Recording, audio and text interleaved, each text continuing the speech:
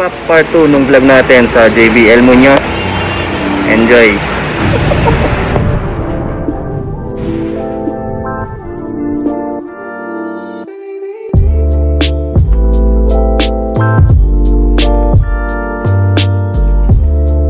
Dito naman sa taas niya is merong A6 na sapatos. Ito ay size 9.5. Ba't ganun? Parang ang laki-laki niya for a 9.5. Hindi ko alam kung ano yan. Gel, A6 gel to. So panalo to. Lambot din ng kanyang suede material. Ang smooth. 1,285 no? Grabe oh. Pwede na to. So yung katabi niya dito is itong Ultra Boost Uncaged na triple white. So malaki-laking size to. Feeling ko mga nasa 10.5. I'm wrong. It's size 10 lamang mga paps. So ayan. Yung mga gantong klase kasi mahirap nang paputiin to eh, no? Kung magaling kayo, marunong kayo maglaba, matindi, talaga magpaputi, pwede nyo lang kunin to. 1,285 lang. Size 10 Ultra Boost Uncaged. Katabi niya is itong version 4 ng Ultra Boost naman na size 9. Size 9. Version 4. 1,285 lang din. 4 foot drags nga lang, matindi. So ayan po. Katabi naman niya dito sa kabila is itong Alpha Bounce na triple white naman ng Adidas din. Size 9 din. Ito yung magandang kuuri ng Alpha Bounce eh, yung naka-extend yung outsole niya dito sa likod.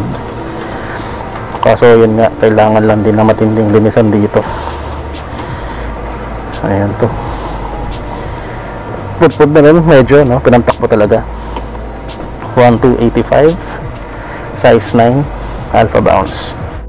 Ito mga champ, kung makikita ninyo to, ito ay isang Adidas Ultra Boost, and ito ay yung gold medal na Ultra Boost. Sayang to, kung naging size ko to, binili ko na to, pero size 8 lang siya.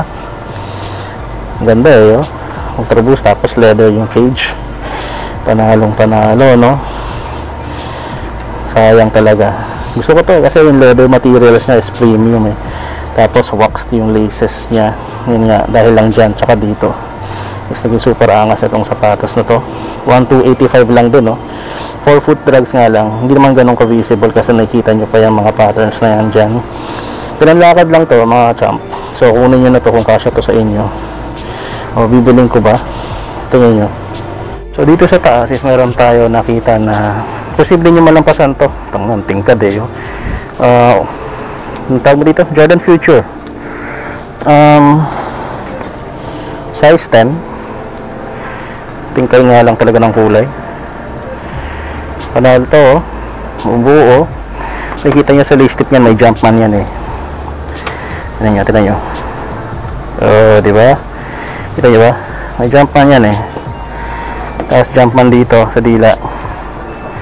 Yung carbon fiber niya, okay naman. Shit, 1,285 lang mga paps, oh. May Jordan Future ka na. Oh, kung okay lang sa inyo yung gantong kulay, kunin nyo na to. Yun nga lang, sole step sa toe cap. Ulit size 10. Ayan, tapos ito yung kabila. Yung kabila wala namang sole step eh. Okay naman, ito rin wala pala. So okay na, okay ito. Dikit nyo na lang dito. Ito mga paps, yung New Balance na gawa sa canvas. Ang ganda, parang 997 siya pero hindi eh.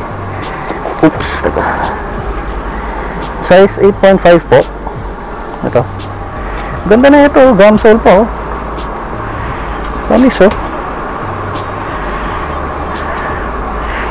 Materialis pa ng N. Panalong panalo. Ang ganda pa ng silhouette, ang ganda ng shape. Oh. 885 lang oh. Panalong panalo to. New Balance 997H. Ito, Gucci shoes. Hindi ko alam kung legit yan. So tayo na bahala dyan. Pero yung katabi niya is itong Ultra Boost na size 10.5 version 4. Ayan, laki eh, no? Pero linis lang yan, no? Mapapaputi nyo pa to. Tayo na bahala po dito. Panalo naman. Ganda pa ng pattern, may mga konting himulmul lang. Pero pag suot nyo na yan, ayan, hindi nakalayo, hindi nakita. 1885 po. Meron siyang katabi dito na Adidas POD. This is a size 9. Kasya sa atin to. Kaso ito nga, yellowing na yung boost. Size 9 ba talaga yan? Parang ang liit na ito. Ayan, Adidas logo doon. Check na lang color niya. Normal naman yata yan, ganyan. May dumi lang doon. Outsole dilaw na, 1885. Adidas POD. May New Balance 580 siyang katabi. Ang size po nito is size 9.5 din.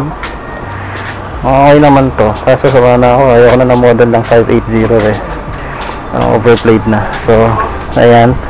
Ito, may katabi siya, 530.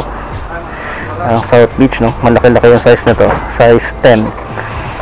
Ayan po siya. Size 10. Lalo naman, parang bago pa. Hindi mo ganun kaganda yung leather quality niya. 1885 din. And itong katabi niya is itong grape colorway ng Jordan Mars 270. May nakalagay dyan, Mars, oh. And then you have the 270 outsole. Ayan siya.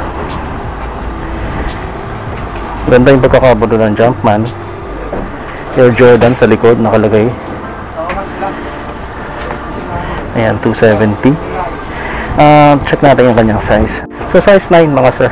Ito Nike, or mali, Jordan Mars 270 pala. Ito, isa pang Ultra Boost, size 8 naman, version 3. Pwede. Presyo niya 1285. Wala na masyadong damage, no? Size ulit, laki eh, no? Pwede sana kay Piglet to. Pero ganda na yung kay Piglet eh, pero mas maganda yung kondisyon nito. Dito sa kabilang stand is merong Pharrell Williams na Superstar ng Adidas. Ito yung kulay niya. So kita nyo dito nakalagay Pharrell Williams. And then Adidas logo dito, kaso nagbibitak na yung leather and nagyayalo na yung kanyang shell toe. So pero yan, kung gusto nyo pa rin to, panalo naman, okay na pa. Kaya nyo pa sigurong isagip to. 1285. Katabi niya meron Jordan dito. Hindi ko alam kung anong klaseng Jordan shoes to. CP3, kung anong number ba ng Chris Paul sneaker. So ayan po, bago-bago pa to, no? Size po nito is size 8. Oh, ayan, outsole niya 1885 lang. Ba't kaya number 8? CP38 kaya to. Ito mga paps, oh, size 6.5 na Adidas sneaker. Ano ba to? James Harden ba to? Ito yata yung mga unang-unang logo ni Harden eh, no? Ganda pa na ito, bagong bago pa. 1885 lang. Parang ang brand new talaga. Dahil may konting drags na eh. Ayan po, size 6.5. Dito naman sa kabila mga paps, so meron Jordan 31 na low. Oh yeah, your Jordan logo there. Oh. Ito 1885 lang. Tapos yung size niya is size 9. So may pagka UNC, no, yung kulay nitong Air Jordan 31 na low na to. Dito sa kabila, katabi niya is itong Nike Air Max na to. Hindi ko alam kung 2016 ba to o 2015. Ang size po nito is size 9.5. So normal yellowing ng kanyang air bubble, no, tsaka outsole kasi nga matagal-tagal na tong sneaker na to. 1,885 lang. May katabi siyang Jordan na sapatos. Hindi ko alam kung anong Jordan to, pero size 9 po siya. Ayan, okay naman, sakto lang, no? 1885 Jordan sneaker. May Vans din dito, may kabila. Metallica. Ganda. 1285. Size niya is size 9 men's. Parang gusto kong kunin ito. Plastic eh, no? Metallica na Vans. Ito po yung kabilang sneaker. Wala nga lang siyang sintas. Siguro kayo na mag-provide. If you're a fan of Metallica, okay na okay sa inyo to. Ito mga saro. Nike na 7.5 running shoes. Ganda ng kulay, no? Matingkad. Pwede sa cheeks. 685 lang. Size 7.5. Dito sa ilalim, ito meron Jordan 1 dito, kaso medyo beat na. Jordan 1 low na breads. Size po nito is size 9.5. Pero ayan, yan po yung size tag nya. Bugbog lang, ano. Check nyo na lang din yung leather. Ayan, malala na yung kanyang heel drag. Nagamit na gamit na to. Medyo mataas yung presyo niya, 3,885. Ito po yung kabilang sapatos. Yan, check nyo na lang yung condition din.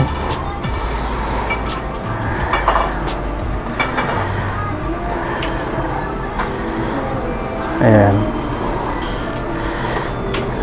Ayan po yung outsole. So kayo na bahala kung trip nyo pa rin yan. Nandito lang yan, ano. Ito mga sir, may Kyrie 6 dito. Kaso may tas-tas na nga lang yung tahi dito sa may medial side. Size 9.5 po. Ang itsura nito, kala mo Air Yeezy 2. Ayan yung Illuminati logo niya sa likod. Yung Eye of Horus. Ayan, 6 nakalagay. Kyrie 6. Outsole niya, well, malala na, pinaka crossover talaga to. 1885. Ito po yung kabilang sapatos. Ayan, check nyo na lang po. Katabi niya is itong Saucony Jazz OG, no? Ganda. Maliit na lang yung size nya, size 6, pero ayan. Saucony, isa sa mga pinaka durable na sapatos para sa akin. Yung outsole nila is matagal mapudpud. 885 pesos lang yan. So ito sa ilalim, merong Adidas Ultramore dito. Adidas tuloy, Air Max 1 pala na Ultramore. Madumi lang eh, no? Anong size ba na ito? Size 9.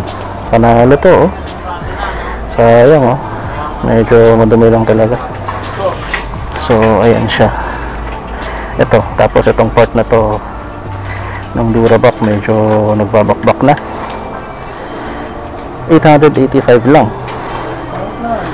Ano, palagay nyo, kunin ba natin? Size 9. Ito, Adidas EQT size 9. Neoprene to, itong part na to. Medyo buka nga lang yung color, no? Pero kapag sinintas mo yan, medyo sumikip na. Presyo nito is 885 pesos lang din. Yan po yung condition ng outsole. Ito pa, Nike React size 9.5. Ganda nito, oh. Myler ba yan? Myler. Okay, correct naman ako kung mali yung pagbasa ko. Ito po yung Condi React midsole, 1885, size 9.5. Tapos katabi niya is itong Airmore Uptempo na mixed color. Size po nito is 10.5. Makita niyo sa likod, 33. Yan po siya. So itong colorway na to is ginawa para i-commemorate yung pagdakdak ni Pippen kay Patrick Ewing noong 1994. Pambabastos ni Pippen kay Ewing. Kaya ganyan yung kulay niya. New York mixed color. Ito 1885 lang. May uptempo ka na. size 10.5. Nakikita nyo nga lang ano, parang nahawakan ng kalawang yung kanyang mga garter. Pero yan, kung kaya nyo linisin yan, kayo na bahala. Ito, size 9.5 na KD basketball shoes.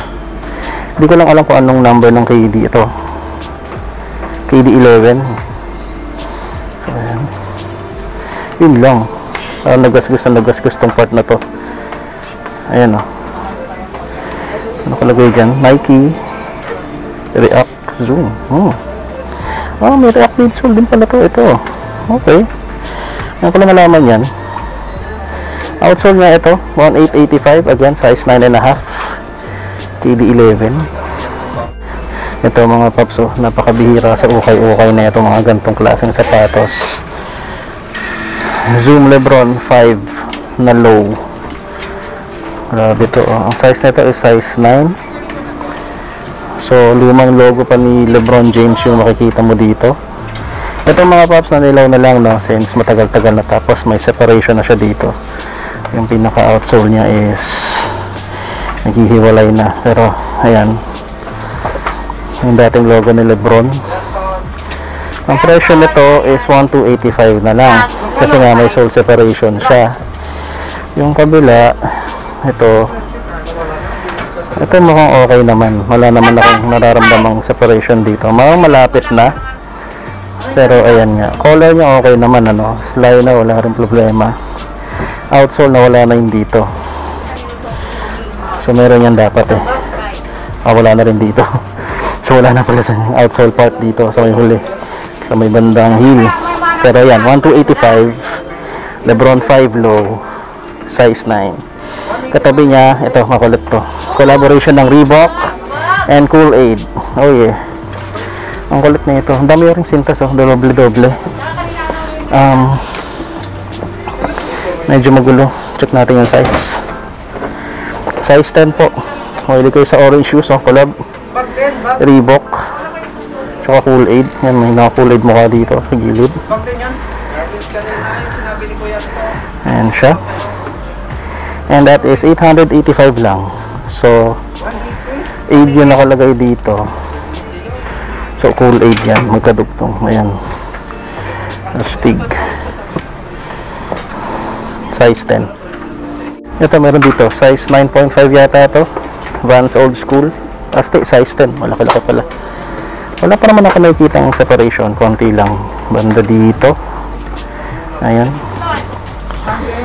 Vans Old School, ano? Kitang-kita mo naman, no? Mabuhok na yung kanyang suede parts. 885 lang. Siguro kung naging size 9 to, kinuha ko na to. Laki size 10 sa akin eh.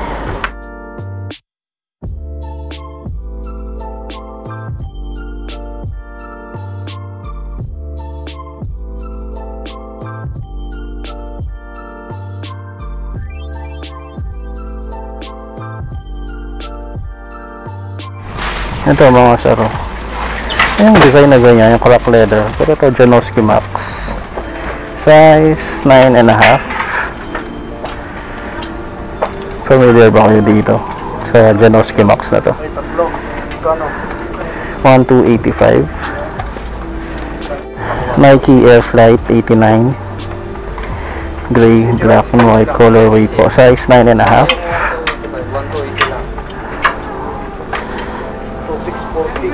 Bigat nitong sapatos na to. Check na lang po yung condition dyan. Okay na okay pa naman siguro to.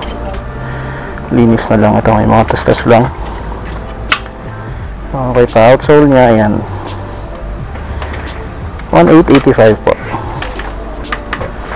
Ito, may Adidas Harden din, isa pa dito. Ang size po nito is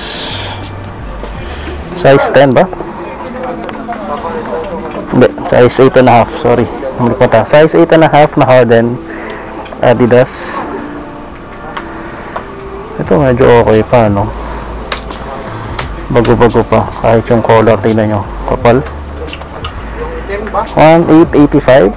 Outsole niya okay na okay pa din. So katabi niya dito is itong Lebron Soldier 5. Grabe, no? May Lebron 5 doon, may Soldier 5 dito. Size nito, size 10.5. Luma na itsura eh, no? Ayan. Outsole nito, ayan, check nyo na lang po. 1885 din. Katabi niya is itong Fendi na sneaker na mabigat. Hindi ko alam kung anong size, pero yun malaki. Ayan, nakalagay Fendi. Bigat na ito. 2885 po.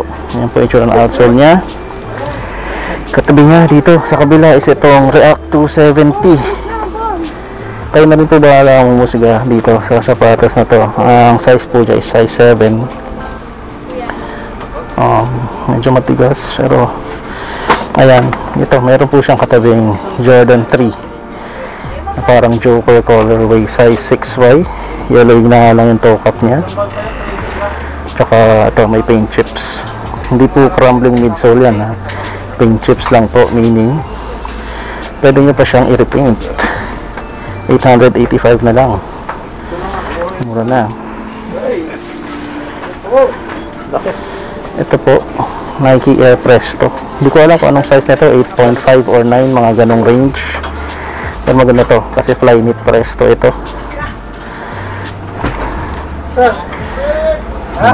Meron pang parang tag dyan, no?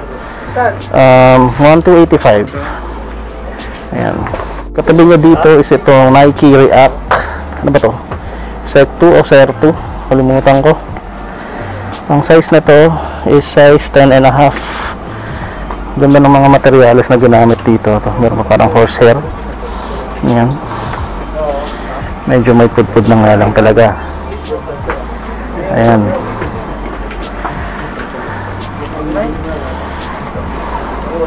The Tent, nakalagay dito, The Tent. Ayan siya, 1885 lang, size 10.5. Nike React Ser 2. Merong Timberland boots dito at merong New Balance 530 na red. This is a size 8.5. Ayan. Tatogi pa nga. Ayan, no? 1285.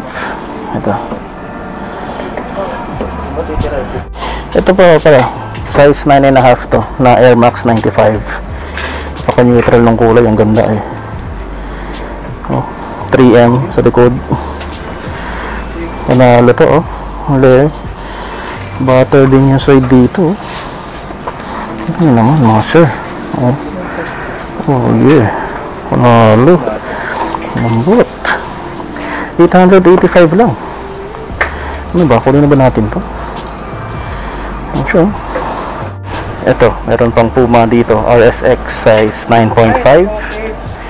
Panalo yung colorway niya, no? Yan, RSX running system. Yan yata ibig sabihin ng RS eh. Pero usually pinangka-casual walk lang to. Yun po yung kanyang outsole. Ang presyo nito is 1,885. Ito naman, isang Adidas Ultra Boost Parley ulit, size 7.5. Real Boost material naman yun nandito. As you can see here, Parley. So nabanggit ko na sa inyo to noon. Parley na Ultra Boost is made from recycled materials. Yung kanyang upper. So, para nakakatulong yata kayo sa environment pagka ganito. 1,285 lang. Ito po yung kanyang issue. 4-foot drugs. Size 7.5. Dito po sa baba is merong A6 Gel Light Saga. O, Gel Saga lang pala. Yung nga lang, yung kanyang color sa liner is natastas na. Size 10 po. New York mix colorway din siya, no?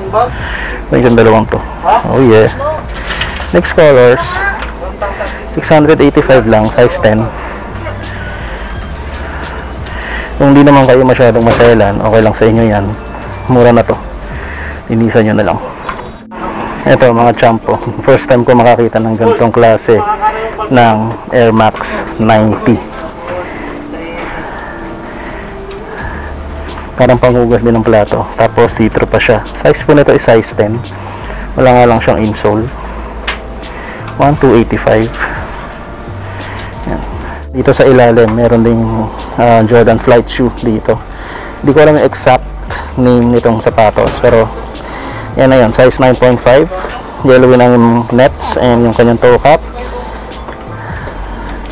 Pero okay naman siguro. Medyo madulas nga lang, ano, putput na pala ilalim niya. 1,885 po ito. Ito, Jordan flight shoe. So ayun mga champ, no, dito ko natatapusin yung vlog. Actually marami pang sapatos na available dito at hindi ko lang maipapakita sa inyo lahat kasi nga sa sobrang dami niya. So kung gusto niyo puntahan tong shop, located lang to sa may Muñoz, sa crossing ng EDSA at saka ng Roosevelt Avenue. Katabi siya mismo ng Jollibee. So pwede niyo namang i-waze yung Jollibee Muñoz. Malapit din siya sa Walter Mart. So basta along crossing lang siya ng EDSA at saka Roosevelt. So para hindi din kayo mahirapan, ilalagay ko na lang din yung link ng mapa dyan sa description box kung nais nyo puntahan tong shop na to. New arrival sila, no? Boss, kaya na kayo nag-new arrival? Yun, nag-new arrival sila nung, tiki po, nag-new arrival sila daw nung Friday. So ano naman kayo, Sunday. So ilang araw pa lang, no? So marami-rami pa. Kung nakikita nyo, marami rin akong pinakitang sapatos sa inyo na below 1,000, 1,285, 1,885. Doon na siya nagre-range, no? Yung pinakamahal, nakita natin yung Jordan 1 na 3,885. Pero ayun, yun lang naman yung pinakamahal dito. Siguro meron pa pero hindi lang natin nakita. Pero napakaraming selection dito mga champ. So kung gusto niyo talaga i-check yung mga sapatos nila, puntahan nyo na sila dito. So ayun, sana nag-enjoy kayo dito sa video. And if you're just new to this channel, please consider subscribing. Nandiyan na yung subscribe button sa baba. And please give this video a thumbs up kung marami naman kayo nakita ng sapatos na maganda. And that's it, sir, mga champ, mga paps. Kita kita tayo next vlog. Samahan nyo palagi. Be kind and stay humble. Keep safe. Peace tayo lahat. At God bless sa inyo. I'm out. So YouTube, no, well, technically bumalik tayo sa JBL. Kahapon nagpunta tayo doon, then bumalik tayo ngayon. Anong dahilan kung bakit tayo bumalik? Kasi binili natin ng sapatos si Piglet. Itong Adidas na sapatos na to, kulay pink, and mukha siyang iniki. I don't know what the idea of the shoe is, pero yun nga, binili natin to. Binayaran ko siya ng 685 pesos. Ang lagay, pagdating sa bahay, hindi ko napansin na magkaiba pala yung size niya. So yung isa 6.5, yung isa size 5 lang. So napaka-imposible nga isuot ni Piglet yung sapatos. So gusto ko lang i-comment yung JBL Hong Kong Surplus dito sa Muñoz kasi pinayagan nilang palitan natin yung sapatos, no? So sabi nila, pili na lang, tapos pwede naman daw yung dadagdagan na lang yung sapatos o yung presyo ng sapatos. So ang ginawa natin, nawala ng sapatos si Piglet. Tayo yung nagkaroon ng sapatos. So ito yung naipalit natin sa kanya.